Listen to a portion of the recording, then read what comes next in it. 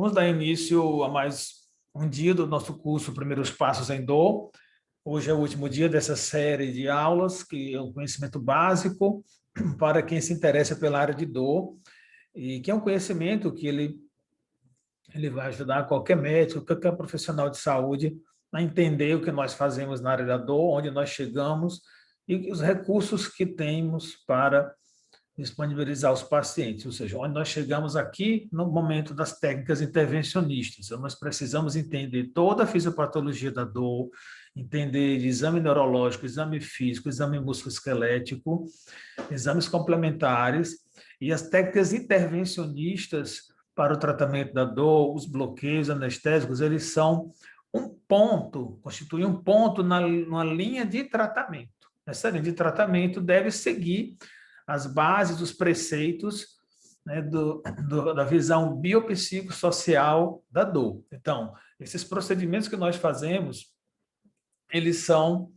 um ponto numa linha de tratamento, né? Isso podem ser feitos pelo clínico de dor, alguns procedimentos podem ser feitos também pelos anestesistas ou médicos que tenham treinamento de intervenção em dor, ortopedistas, cirurgiões de coluna, neurocirurgiões, e alguns procedimentos eles são específicos do neurocirurgião, chamado tratamento neurocirúrgico da dor, que nós vamos ver na parte final dessa aula de hoje. Então, nós vamos falar inicialmente dos bloqueios para o tratamento da dor.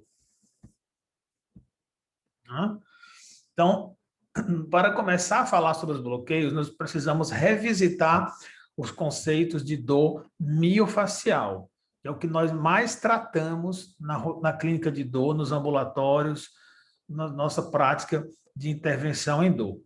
Então, a síndrome dolorosa miofacial é uma dor musculoesquelética muito comum no nosso meio. Ela está presente em pacientes com outras síndromes dolorosas, como, por exemplo, pacientes fibromiálgicos, frequentemente apresentam agudização do seu processo de dor por conta de pontos gatilhos miofaciais, que são entidades diferentes. Dor miofacial pode cursar em pacientes com fibromialgia também, né? Então, é uma dor mal localizada sobre os músculos em determinada região do corpo e ocorre com a característica de bandas musculares tensas, ou seja, ela se distribui em quadrantes. Diferentemente da fibromialgia, ela acontece acima e abaixo da cintura, é uma dor difusa no corpo inteiro há mais de 3 meses, de forma contínua, onde não atribuímos essa causa a nenhuma outra patologia. É praticamente um diagnóstico de exclusão. Já a síndrome dolorosa miofacial, ela é um pouco diferente, ela não é no corpo inteiro, ela geralmente é um quadrante, você divide o tórax, divide o tronco em 4 partes, e você observa que um quadrante geralmente está mais comprometido. Então, é uma banda muscular tensa com pontos dolorosos, onde nós vemos aqui nessa imagem, né, ponto aqui no esternocleidomastoideu, no temporal, no trapézio, no romboide. Então, esses pontos estão presentes numa banda muscular tensa.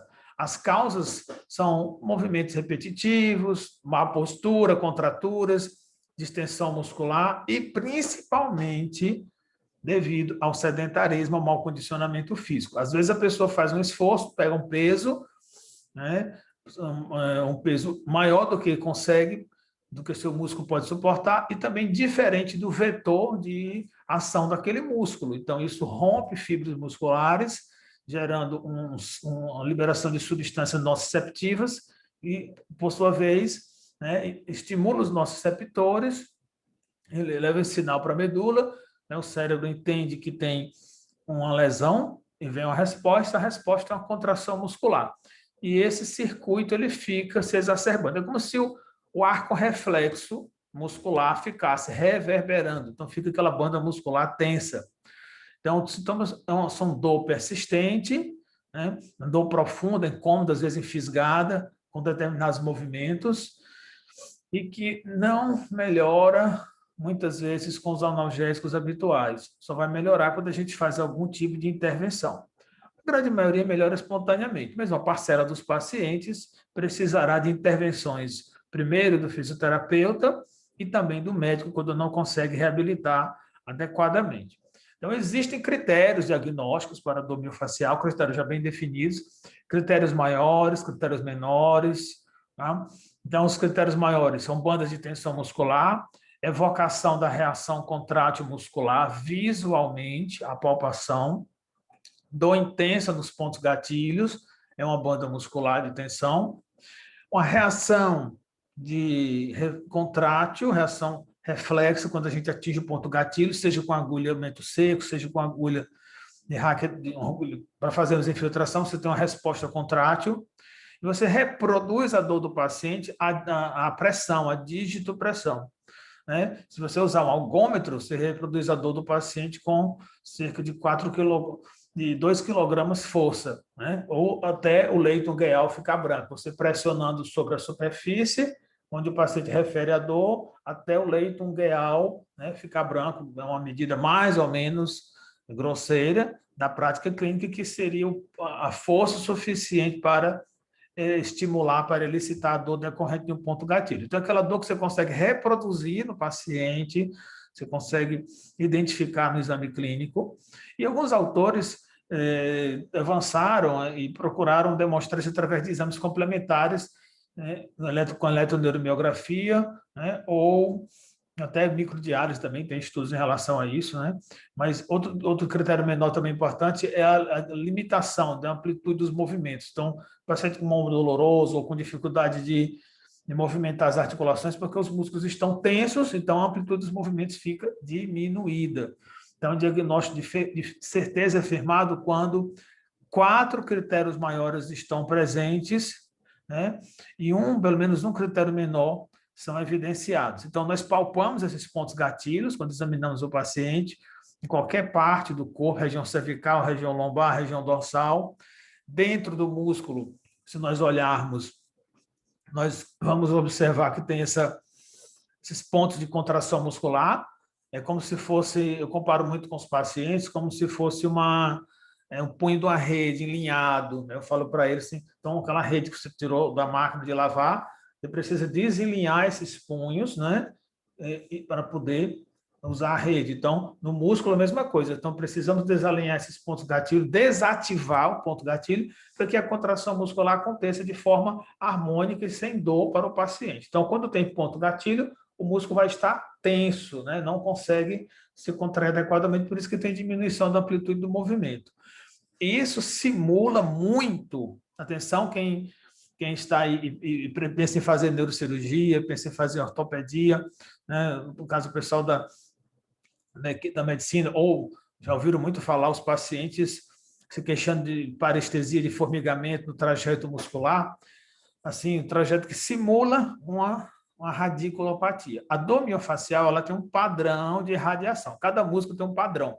Esse padrão não segue um dermátomo, é um padrão de radiação de cada músculo, por exemplo, trapézio, aqui o romboide aqui em cima, você tem aqui o glúteo mínimo, você tem o piriforme. Então, essa irradiação, às vezes, simula radiculopatia e com isso, os colegas tendem a interpretar que vem da coluna, que vem da compressão discal.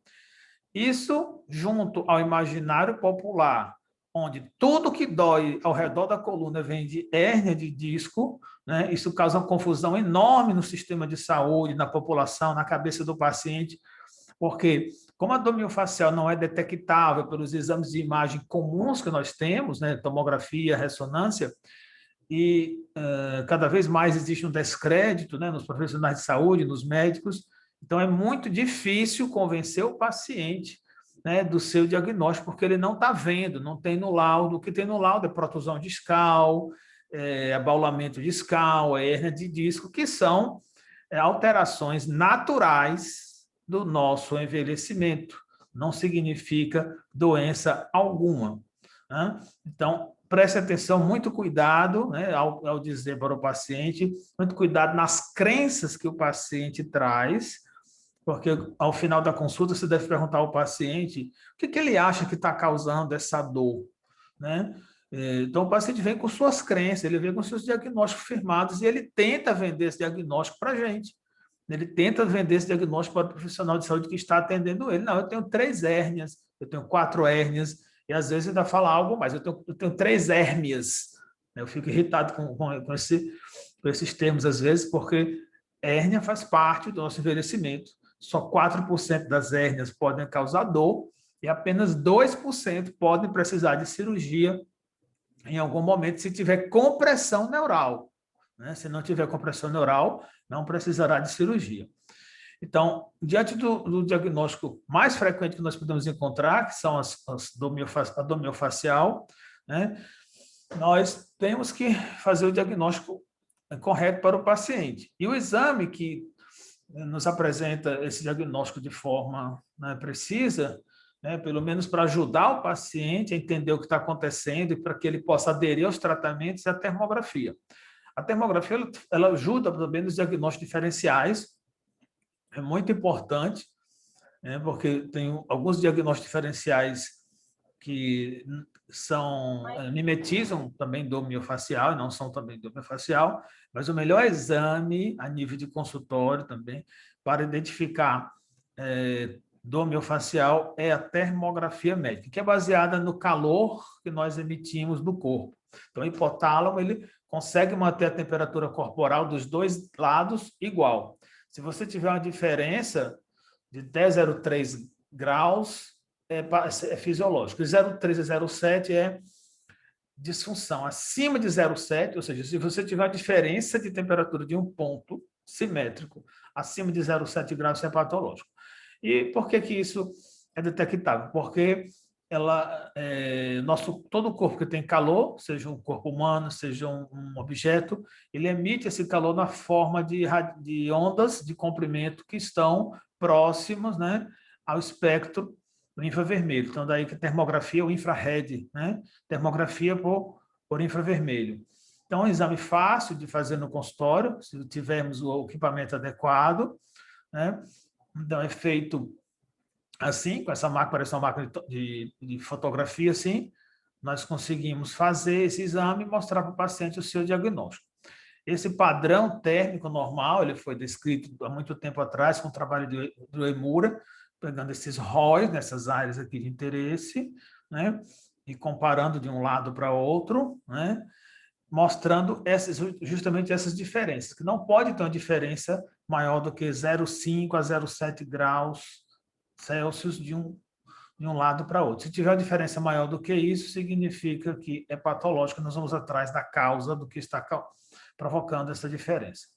Existe também a termografia dinâmica. Uma coisa é a termografia estática, nós fazemos a termografia de corpo total. Aliás, o exame para avaliar bem os pacientes é uma termografia de corpo total. Existe a termografia dinâmica. Termografia dinâmica feita com estudo do sistema neurovegetativo. Coloca-se o paciente com a extremidade em um recipiente com água e gelo e vai acontecer uma vasoconstricção na extremidade oposta. Nós fazemos isso quando suspeitamos de síndrome de dor complexa regional, por exemplo, ou quando estamos suspeitando de envolvimento do sistema nervoso simpático naquela síndrome dolorosa. Então, quando nós colocamos uma das extremidades na água fria com gelo, vai acontecer uma vasoconstricção periférica. Mas com alguns minutos, aquela temperatura ela vai se igualar, né? E vai ficar igual vai ter um equilíbrio térmico nas 4 extremidades. Se tiver uma disfunção simpática, assim, dor complexa regional, aquele membro afetado vai ter um delay, vai ter uma diferença de temperatura ao final de 10 minutos. Então, a gente capta uma imagem por minuto, cada minuto, durante 10 minutos, e fazemos uma análise gráfica e podemos constatar essa disfunção térmica. Isso é um item muito importante, um critério diagnóstico para a síndrome complexa regional. Para a síndrome dolorosa miofascial, indiscutivelmente é o melhor tratamento que nós temos aqui, né? Desculpa, o melhor exame para fazer o diagnóstico. Então, nós conseguimos identificar o ponto gatilho numa banda de tensão muscular, né? E após identificar o ponto gatilho, nós podemos planejar o tratamento do paciente, seja com técnicas de fisioterapia do tipo liberação miofascial, agulhamento a seco, ou infiltração de anestésico local. Outras síndromes, como por exemplo a fibromialgia, ela pode ter uns padrões, né, termográficos quase patognomônicos, como, por exemplo, o sinal do manto, que é o que acontece nessa imagem. Né? Então, é o exame, não é exclusivo esse sinal da fibromialgia, mas quase todos têm, ou seja, 95% tem um padrão térmico dessa forma. Isso tem as finalidades médico-pericial e ajuda muito os pacientes na busca de reconhecimento da sua doença junto aos órgãos, as autoridades, junto ao INSS, junto aos órgãos públicos, no caso de se trabalhar em órgãos públicos. Podemos fazer outros diagnósticos também, como, por exemplo, a epicondilite, né? Ou aqui no caso da lombalgia, osteoartrite. Então, a termografia ela permite fazer um mapa, né, de temperatura, através desse mapa de calor, conseguimos enxergar outros diagnósticos no paciente, às vezes até diagnósticos que nós não estamos suspeitando clinicamente. Tá? Fasciite plantar, domiofacial aqui nos bulsos cervicais posteriores. Então, é um exame muito sensível. Tá? Uma vez diagnosticado a síndrome dolorosa miofacial, nós vamos planejar o tratamento do paciente. E o tratamento ele passa pela desativação de pontos gatilhos. Se você for propor o tratamento do paciente sem pensar em desativação de pontos gatilhos, esse tratamento vai ficar incompleto, não vai ter o resultado clínico adequado. Então, a primeira etapa para desativar pontos gatilhos é agulhamento a seco, né? Desculpa, a primeira etapa que nós fazemos, no caso, a parte médica, né? Existe a parte da fisioterapia, as técnicas de liberação miofacial, terapias manuais, como osteopatia ou outras técnicas que eles utilizam, que devem ser tentadas antes, sim. Mas quando chega para a gente, no médico, geralmente é quando não teve resultado com a fisioterapia. Então, nós vamos pensar numa forma de desativar esses pontos gatilhos. Os fisioterapeutas, alguns fazem também agulhamento a seco de pontos gatilhos. Na prática, né, se o paciente tem mais do que 5 pontos gatilhos, se tem muitos, mais do que uma banda muscular tensa, se a dor realmente, às vezes é um hemicorpo inteiro, eu não gosto de fazer com agulhamento a seco, porque é doloroso para o paciente. Eu que não faço acupuntura. Quem faz acupuntura e vai fazer agulhamento a seco, eu acho que tem uma vantagem adicional, porque ele desativa o ponto gatilho e faz ali um ponto de analgesia à distância, ajuda a equilibrar, né? Daqui a pouco, Luciano, eu vi que a Luciana entrou aí, ela vai poder comentar que ela faz muito isso, ela faz acupuntura também, né? Então, o agulhamento a seco ele pode ser feito, né, em cima do ponto gatilho, ocorre geralmente uma twitch response, ou seja, você consegue desativar. Quando você atinge o ponto gatilho abaixo da pele, ocorre um reflexo contrátil muscular, chamado twitch response. É um sinal de que você acertou o ponto gatilho. Os trabalhos mostram que você fazendo com anestésico local ou com agulhamento a seco, o resultado clínico é muito semelhante, desde que você acerte o ponto gatilho sobre a pele. Aqui, eu fazendo uma desativação no quadrado lombar, né? O paciente fica no decúbito lateral e a gente usa uma agulha um pouquinho maior. Tá? Outro caso aqui também. Tá? Tá? E aqui eu, né, também nos meus momentos de tensão, né, e o meu colega anestesista, nosso parceiro, né, doutor Regis, né, quando eu estou com um ponto gatilho que não aguento mais, eu paro, né, paro o que eu estou fazendo e peço ele fazer infiltração. O mesmo acontece com ele também.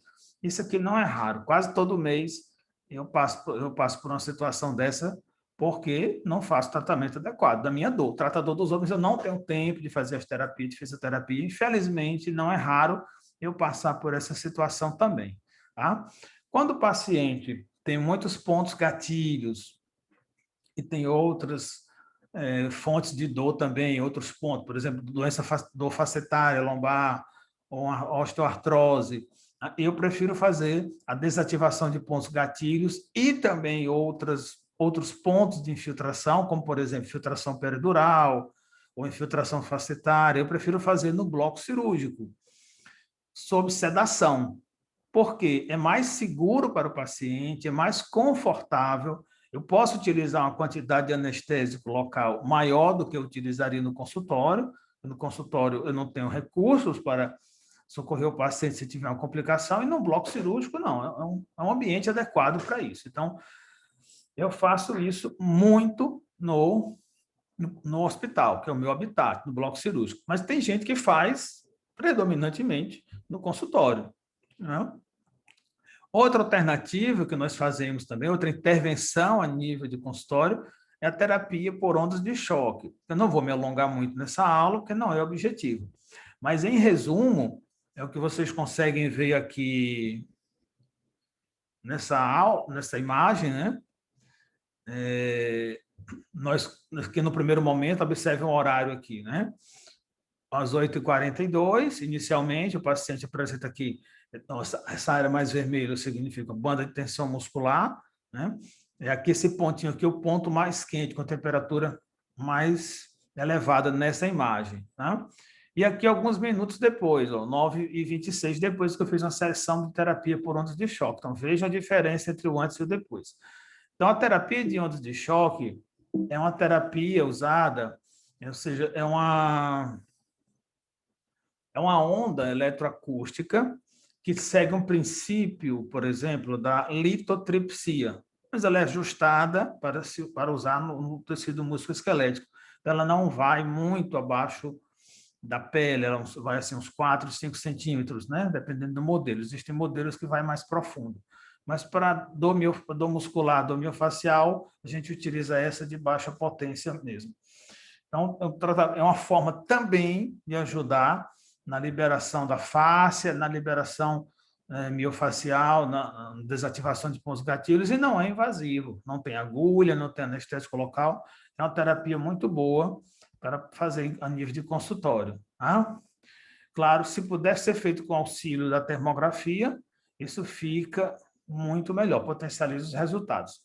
Aqui um exemplo de um laudo da termografia, mostrando, descrevendo os pontos, os músculos que o paciente tem, estão comprometidos, né? Avaliando também, às vezes, alguma disfunção do sono. Então, é uma ferramenta muito útil na nossa prática, né? Aqui, depois que a gente fez o diagnóstico com a termografia, uma epicondilite, né? O segundo passo foi a terapia por onda de choque. Então, muito útil para nós usarmos a nível de consultório também. Então, esse caso aqui, essa imagem mostra os pacientes com ponto gatilho aqui na região do trapézio, né? E provocando uma cefaleia do tipo cervicogênica. Então, a terapia de onda de choque sendo aplicada nessa paciente. Muito importante a gente saber esses conceitos, né? A associação de pontos gatilhos com cefaleia do tipo migrânia e cefaleia tensional, eles podem fazer com que essas crises de cefaleia se estendam mais do que o habitual. Por exemplo, uma crise de enxaqueca que dura, em média, 3 dias, pode demorar uma semana ou mais, quando associada a pontos gatilhos miofaciais. E a dor e quando associada à cefaleia tensional, isso pode também se prolongar muito e resulta no que nós temos na cefaleia crônica diária, que é outra entidade mais difícil de tratar. No momento oportuno, nós voltaremos a falar sobre isso. Né? Mas, às vezes, chega um momento em que a desativação de pontos gatilhos não produz mais o alívio da dor. Você faz uma vez, faz duas, o paciente não corrige os fatores perpetuantes, não consegue se reabilitar adequadamente, vida muito agitada, e volta para você de novo com muito precoce, pedindo uma solução para o seu problema. Existem recursos que nós podemos lançar mão para aumentar a eficácia, né, dessas intervenções, como, por exemplo, as técnicas minimamente invasivas, né, para tratamento da dor na coluna. Então, as técnicas intervencionistas para tratamento da lombalgia, da cervicalgia, das dores ao redor da coluna, elas podem ser feitas em diversos sítios, em vários pontos. Nós podemos fazer na musculatura, é o que nós fazemos, né, de injeção de anestésico local. Nós podemos fazer periforaminal, quando existe um componente de estenose de forame, mas não existe uma compressão nervosa. Né? Nós podemos fazer sobre as lâminas, interlaminar, mas essa figura aqui embaixo da direita, no canto inferior direito, ela resume bem. A gente pode fazer procedimentos intradiscais, nós podemos fazer procedimentos intradurais, nós podemos fazer procedimentos paravertebrais, nas facetas, em vários pontos, a depender do que nós julgamos ser a origem da dor naquele paciente. Tá? Então, o mais comum, o procedimento mais comum que nós fazemos é a desnervação percutânea da divisão medial do ramo dorsal. Esse é o nome técnico do que é popularmente conhecido como risotomia de facetas. Então, nós temos aqui a raiz anterior, a raiz motora, e temos a raiz posterior, né, do nervo espinhal.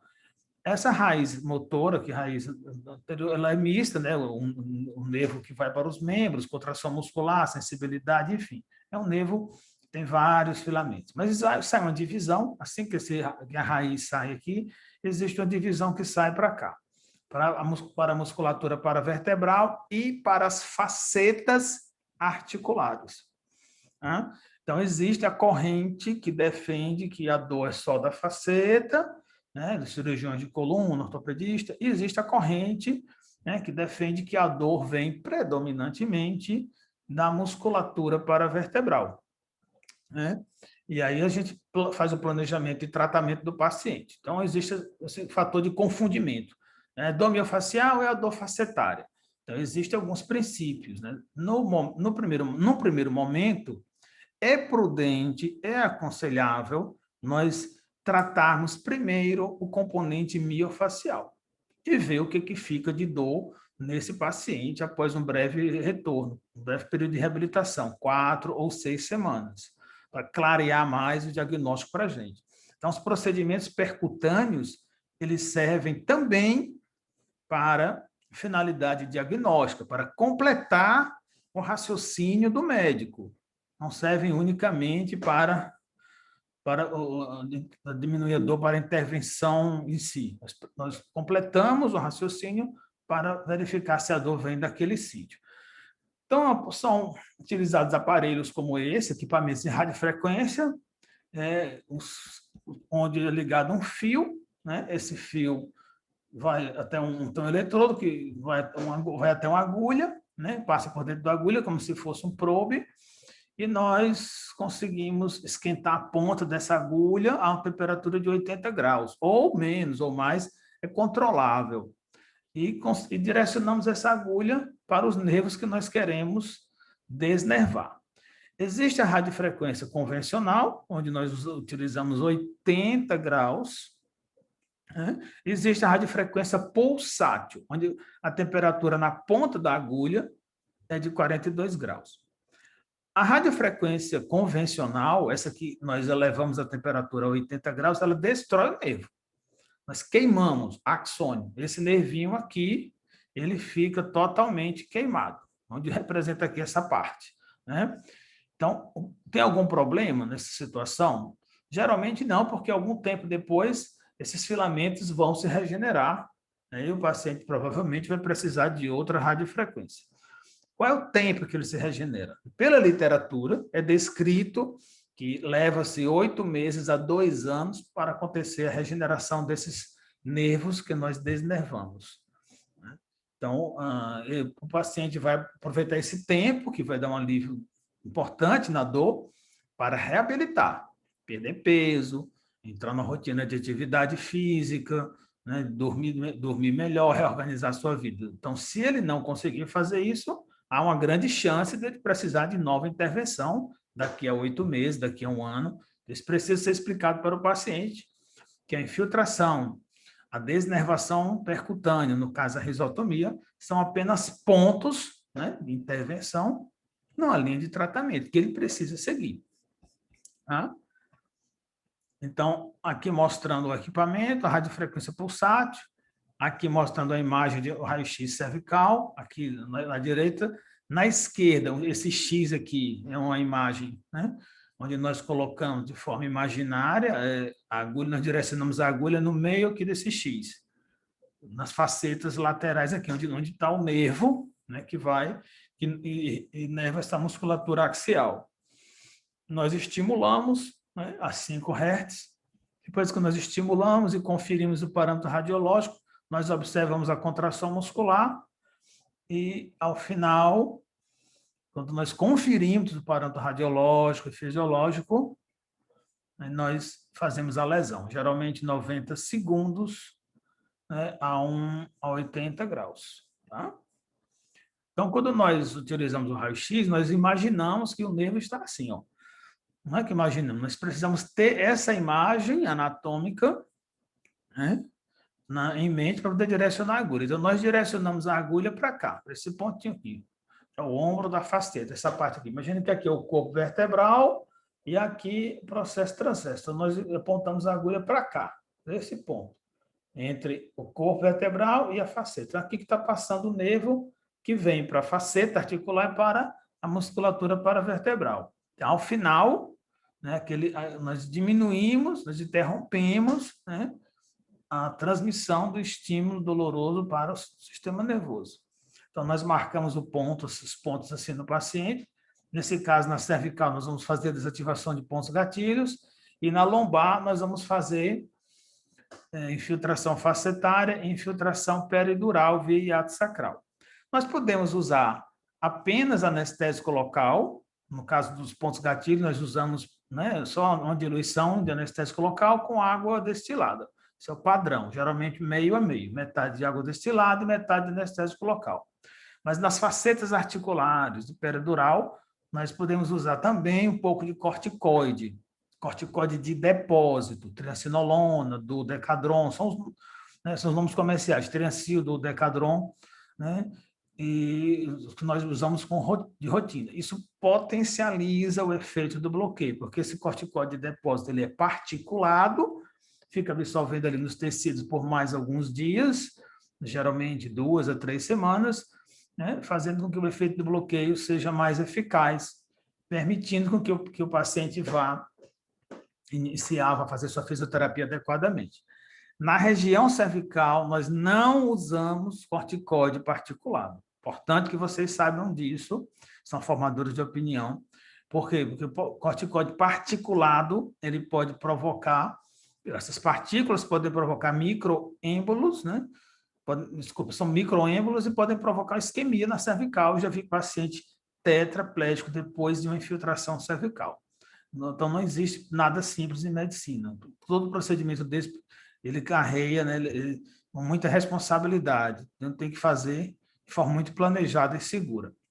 E existem, assim, uma verdadeira pletora de procedimentos intervencionistas ao redor da coluna, que podem ser feitos, né? Esse é um guideline que foi feito em 2013, já está para ser lançado o segundo, mostrando as evidências científicas dessas técnicas minimamente invasivas. Então, esse guideline avaliou desde injeções peridurais, transforaminais, injeções intraarticulares, radiofrequência pulsátil, procedimentos intradiscais. Então, aqui só na coluna lombar, imagina isso aqui, existem muitos procedimentos possíveis. E a cada ano, né, a indústria, né, de equipamentos médicos lança novos equipamentos. Porque são procedimentos que relativamente de baixo risco, a pessoa faz uma série de 30 pacientes, consegue publicar, consegue mostrar segurança, consegue autorizar nos órgãos de saúde. Então, existem muitas alternativas, muitas tecnologias, mas elas se resumem a esses procedimentos, né? Infiltração peridural, facetária ou divisão do ramo medial, dorsal. Na região cervical existem muitos procedimentos também, que vão desde discografia provocativa até bloqueio de nervo, radiofrequência também, na região torácica, e os implantes, né? Estimulação medular, bomba de morfina, que nós vamos falar no momento final dessa aula. Então, a radiofrequência, nós vamos detalhar um pouco mais agora sobre a técnica. Como nós fazemos? Então, é ligado, né, um equipamento que tem uma agulha, como se fosse um bisturi elétrico. Esse equipamento ele eleva a temperatura da agulha de forma controlável, nós direcionamos a agulha para aquele nervo, para aquela região que nós queremos desnervar, guiado por imagem de raio-x, testamos isso, né, com a radiofrequência, testamos isso com um estímulo antes de fazer a lesão, de queimar o nervo, e com isso nós fazemos a lesão onde nós quisermos. Quando vamos fazer pulsátil, radiofrequência pulsátil, não, nós direcionamos para os gânglios. Tá? Existem indicações específicas. Né? Qual é o efeito da radiofrequência? A radiofrequência tem um efeito térmico e tem um efeito não térmico. A radiofrequência pulsátil, ela é usada atualmente assim muito, tem crescido muito o seu uso. Né? Então, ela é muito eficaz quando você tem um gânglio, por exemplo, gânglio de C2, gânglio de L2, gânglio esfenopalatino, por exemplo. Então, no gânglio, o que a radiofrequência pulsátil faz? Ela eleva a temperatura a 42 graus, mas ela vai, essa energia ela é entregue em trends, em pulsos, né? Pulsos de vários pulsos por milissegundos. Então, isso funciona como uma desfibrilação funciona no coração, ou seja, ela tende a reorganizar os potenciais de ação desses neurônios que estão alterados. Né? Então, estão alterados de forma crônica, pela neuroplasticidade, pelo que acontece, uma neuroplasticidade mal adaptativa nos pacientes com dor crônica, que nós já explicamos no início desse curso. Né? Então, a radiofrequência pulsátil, ela tem a finalidade de restaurar, né, o equilíbrio elétrico, né, desses neurônios nos gânglios, mas tem também um efeito antidrômico. Se você aplicar a radiofrequência pulsátil em nervos, existe uma ação antidrômica, ou seja, ela modifica o potencial de ação daquele nervo de forma antidrômica, ou seja, da periferia para o centro, chegando a provocar efeitos, né, lá no corpo do neurônio, né, na célula, né, e modificando, né, a frequência de disparos dos potenciais de ação desses neurônios. Então, existem vários usos, né, da radiofrequência pulsátil fora dos gânglios. Radiofrequência pulsátil para no nervo geniculado, no joelho, no quadril, no nervo supraescapular. Existem muitas evidências científicas mostrando o bom resultado. Não é muito difundido ainda porque as operadoras de saúde não querem autorizar. Né? Não está no rol da ANS para esses sítios, para essa topografia. Está regulamentada para ser usada na coluna vertebral, né? na risotomia de facetas ou de procedimentos para vertebrais. Então, sempre fica aquela disputa entre o que a gente quer fazer para o paciente de melhor e o que o convênio consegue liberar. Então, cada síndrome dolorosa ela pode ter mais de um foco de nocicepção, né? Sendo prudente usar, às vezes, mais de uma modalidade de radiofrequência. Você pode fazer a desnervação do ramo medial de L1 a L5 e utilizar a radiofrequência pulsátil no gânglio de L2, por exemplo. Então, cada paciente precisa ser analisado de forma muito cuidadosa. Então, para o paciente fica assim, né? É fechado um circuito elétrico, você consegue provocar, né, essa lesão no alvo específico, regulando a voltagem, né, e a temperatura. O efeito é melhor quando você consegue colocar a agulha paralela ao nervo, aqui como na figura em B, do que quando você coloca perpendicular, e você direciona, né, para o sítio que você quer, cervical ou lombar. Então, aqui vejam o fio conector, né? A agulha é uma agulha que ela é encapada, ela só desencapa da ponta da agulha, mas ela para não queimar a pele. Você tira o mandril, coloca esse eletrodo e controla a temperatura da agulha nesse aparelho aqui. Aí você consegue fazer, geralmente são 10 pontos na cervical e 10 pontos na lombar, ou seja, 5 de cada lado. Você direciona assim e faz a desnervação percutânea da divisão medial do ramo dorsal, conhecida como risotomia de facetas. Tá? É o que a gente faz, né, como está descrito nessa imagem aqui. Aqui também os parâmetros radiológicos, já mostrado antes. Esses parâmetros radiológicos, eles são bem sutis. A gente pode fazer no raio-x em AP ou numa visão anterolateral, onde a gente mira aqui a faceta, como se fosse o SAP, o S, o I, mostrando o olho, né? Como se fosse o olho no cachorrinho, o cachorrinho escocês, né? Então, esse ponto, se você mirar na visão lateral, você consegue pegar as fibras de forma mais precisa. Tá? O bloqueio do gânglio de L2 é outra alternativa que nós usamos também, de técnicas intervencionistas. É um gânglio que é considerado um relé simpático do membro inferior. Então, vários feixes nervosos simpáticos que vêm do membro inferior, eles passam, eles convergem para o gânglio de L2. Podemos fazer bloqueio ou podemos fazer radiofrequência pulsátil. Por exemplo, uma situação muito frequente e útil para esse bloqueio é a síndrome de dor complexa regional no membro inferior. Ou quando você tem dor discogênica. Você tem uma dor axial que você atribui que seja originária da degeneração discal. Aí você faz bloqueio no gânglio de L2 também. Na prática, eu prefiro fazer um bloqueio terapêutico e direcionar para o maior número possível de sítios de origem da dor. Bloqueio na faceta, divisão medial, bloqueio do gânglio L2, bloqueio peridural. Então, a gente faz um bloqueio de vários sítios com o objetivo de melhorar ao máximo o paciente para que ele possa se reabilitar. Aqui na região cervical, mostrando o ponto para o qual nós direcionamos a agulha, né? No meio dessa faceta que a gente faz uma divisão assim num X e direciona para cá, para esse pontinho vermelho, né? Aqui mostrando uma visão, aqui o forame, né?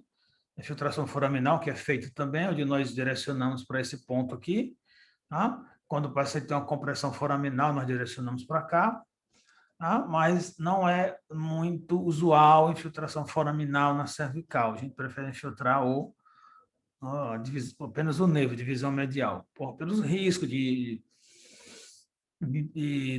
atingir a artéria vertebral, de atingir outra artéria. Então, as artérias na cervical a gente não quer pegar de forma inadvertida, de forma alguma.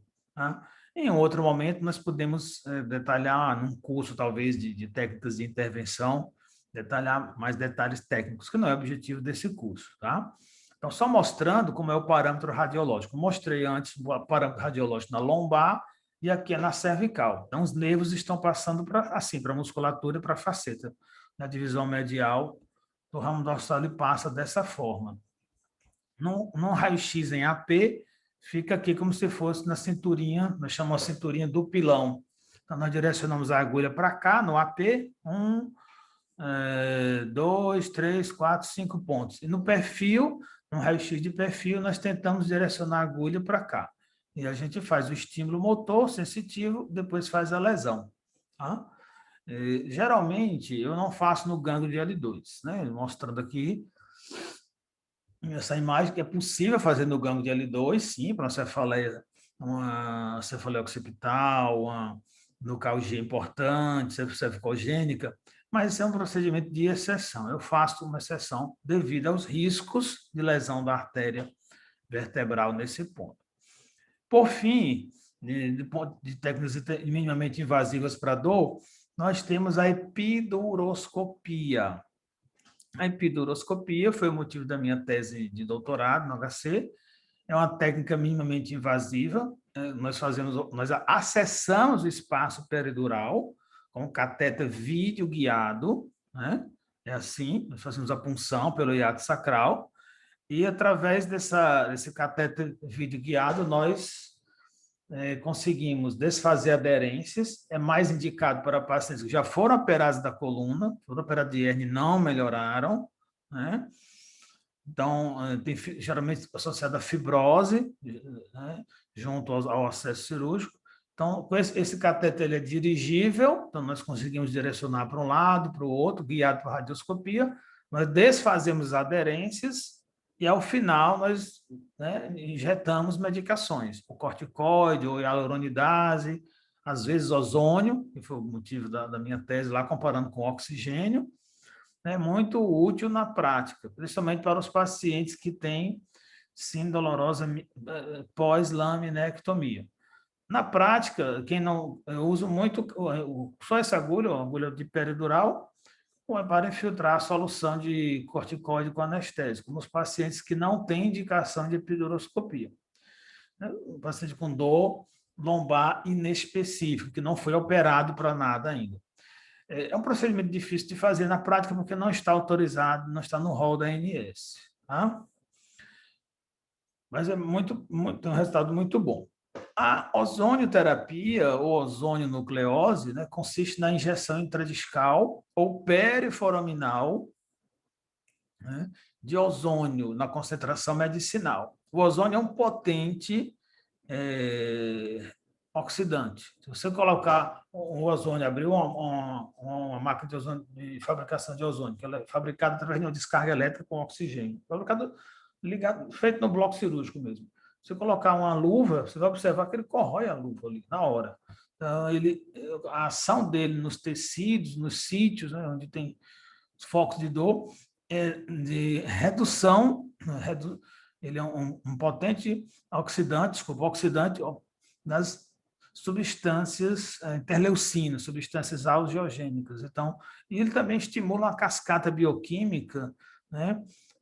Como se ele fosse um catalisador, ele potencializa também a cascata bioquímica através dessas reações bioquímicas que ele dispara, né? Dessa capacidade de ser um potente oxidante. Ele faz isso de forma muito rápida, muito eficaz. Ainda não é validado, não é aceita essa terapia pelo Conselho Federal de Medicina no Brasil. Muito usada na Europa, na Itália, no leste europeu, mas no Brasil está validada por outros conselhos. Fisioterapia, odontologia, tem muitos médicos que usam, mas todos eles sabem que ainda não está autorizada pela ozonioterapia, devido a uma série de fatores políticos, questões de evidência científica para algumas doenças, ausência de protocolos definidos, mas é uma terapia que existe, e os pacientes vão perguntar a você em algum momento se você já ouviu falar sobre a ozonioterapia, se é eficaz. Sim, é eficaz. Eu, inclusive, publiquei uma revisão sistemática sobre a ozonioterapia na dor lombar, tem sua eficácia, mas ainda não é liberado pelos órgãos, né, do Brasil, pela Vigilância Sanitária, pelo CFM. Tá? Agora a gente faz uma pausa para eu voltar em seguida falando sobre o estimulador medular. Eu queria agora ouvir vocês, se vocês têm alguma dúvida, que nós estamos aí agora.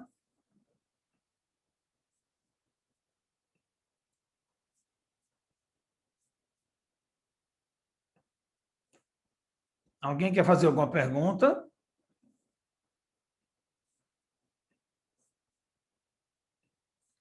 Tá? Luciana, você está aí, está ouvindo? Tô sim. Tá. Peraí. Você quer acrescentar alguma coisa, algum comentário? Tá? Não, só com relação ao ponto gatilho, quando a gente tem ponto gatilho generalizado, geralmente a gente faz o que a gente chama de limpeza primeiro, a gente dá medicação para o paciente, relaxante muscular, manda fazer alongamento, tudo, porque a gente tem um negócio que chama ponto gatilho primário e ponto satélite. Isso. A gente tem alguns músculos no corpo que tem uma tendência a fazer ponto gatilho, por exemplo, o trapézio, o glúteo, e tem outros músculos que, quando esses músculos primários estão afetados, eles são de unidades motoras, que a gente fala. Eles tendem a ficar juntos. Por exemplo, quando o trapézio está afetado, você tende também a ter o elevador da escápula afetado, o deltóide afetado, bíceps afetado, são todos que são agonistas e antagonistas afetados. Então, o que a gente faz? Quando tem muito músculo afetado, a gente tende a fazer a inativação de ponto gatilho nesses músculos-chave para dar uma limpada, pede para o paciente fazer alongamento, dá medicação para ele, principalmente relaxante muscular, que está provado, por exemplo, em ciclobenzaprina, consegue desativar alguns pontos se você usar por 15 dias, tá? Se o seu paciente aguentar, tiver muito sono e tal. e aí a gente vai lá e agulha novamente, tá? A gente costuma fazer isso. Se o paciente tem aquela dor generalizada, que nem o Newton falou, hemicorpo, corpo inteiro, alguma coisa, opa, já tem, aí você tem que abrir mais mão de medicação e devagar, com cuidado e tal. Se você fizer só a inativação de ponto gatilho, ou se você fizer só a terapia, a física, por exemplo, fisioterapia, ou se você fizer só a medicação, não dá certo. Tem que ser multiprofissional, negócio que nem o Newton falou, olha eu aí agulhando toda semana, porque eu não faço direito, tem que fazer e aí volta. Mas é exatamente o que ele falou, tá? Era isso. Legal. Viu? O Hamilton entrou aí, nosso Hamilton é o nosso fisioterapeuta, é isso? Hamilton, você está ouvindo? Quer falar alguma coisa?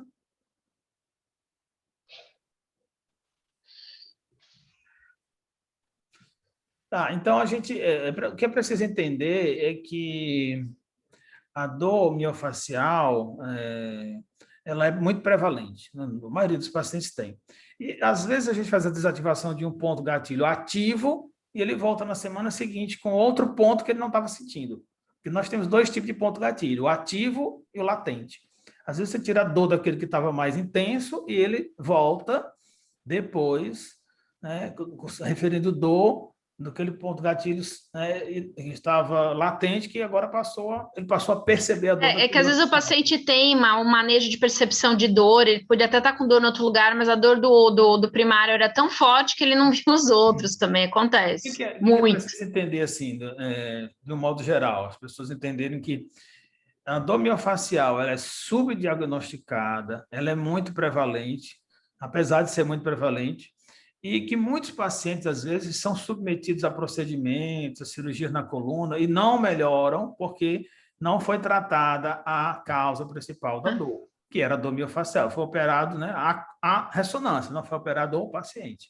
E aí, a principal causa dos pacientes que persistem com dor depois de cirurgia na coluna são diagnósticos que não estavam muito bem definidos, né? Depois ele volta com dor por conta disso, né?